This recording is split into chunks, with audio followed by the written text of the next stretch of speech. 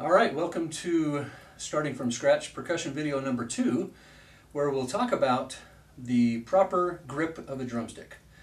In order to play, we need to determine how best to hold these drumsticks, because if we learn to work with our body instead of against it, we can avoid injuries, we can enhance our ability to express ourselves musically, and that sort of thing. So there are more than one, there is more than one grip.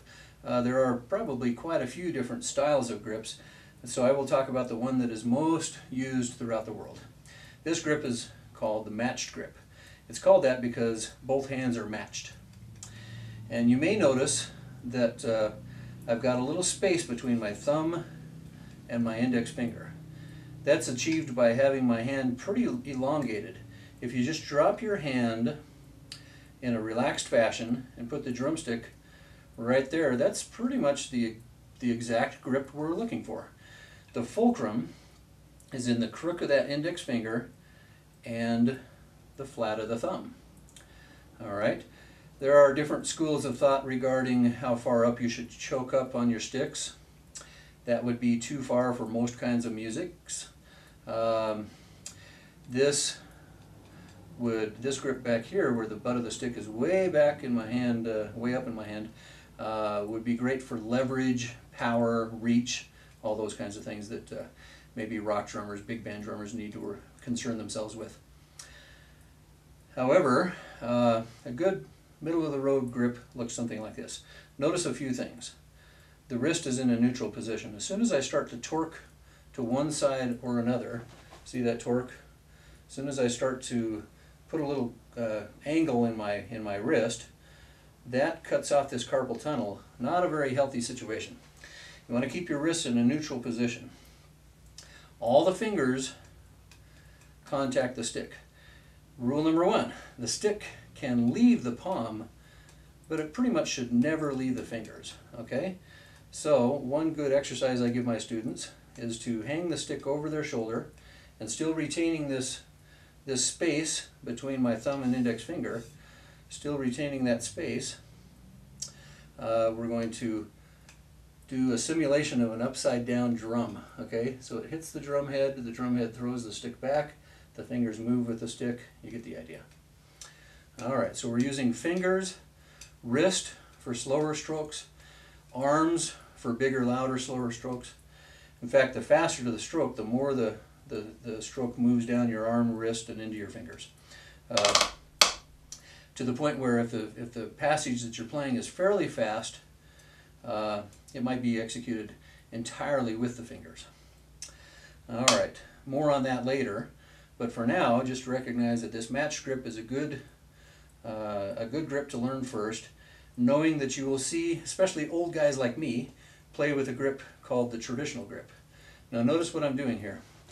With my hand in this position, if I put the stick in this little cradle here in the web of my thumb and index finger, put my thumb over, my index finger over the stick, and these bottom two fingers beneath the stick.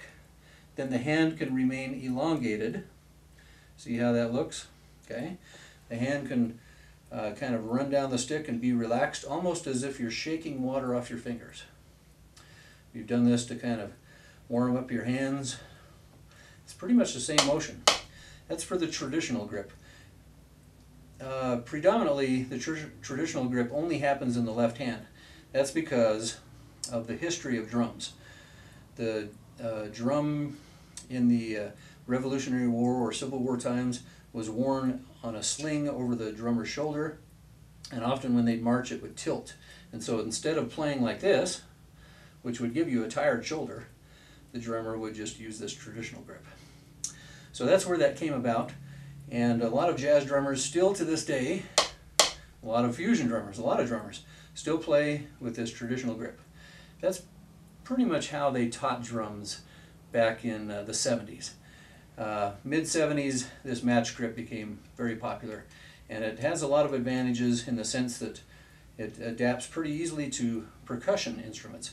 You know, when you go to play mallet keyboards, timbales, timpani, there's greater similarities with this match grip than there is with the traditional grip. The traditional grip does have some advantages for jazz though. This idea of being able to play jazz drum brushes, something that we'll talk about in future videos. Using your horizontal motion of your wrist and fingers, you can minimize arm motion because of that. Also, notice that the hand is beneath the weight of the stick, allowing you to accompany a little softer. However, it is recommended that the beginner begin with the matched grip and gain some technique with this grip first before moving on to any other kind style or type of grip. All right, keep your knuckles up. You don't want to roll around. You want your sticks to come in at a V shape, and you want your shoulders to be relaxed. We don't want to assume any drumming position. We just want to play in a nice relaxed manner. All right, this concludes the grip of the drumsticks.